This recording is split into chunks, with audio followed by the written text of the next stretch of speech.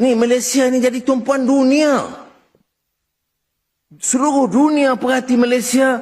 Bagaimana kita boleh handle Trump. Esoknya dengan Lee Chiang. Hari ni sign dengan Trump. Esok sign dengan Lee Chiang. Kemudian sepakat negara ASEAN. Bawa Brazil. Brazil itu perang. Musuh betul dengan Donald Trump. Kita panggil dia. South Africa. Ramaphosa. Disergah oleh Trump masa pertemuan. Kita panggil dia. Saya kena tegang. Malaysia itu dunia bagi perhatian.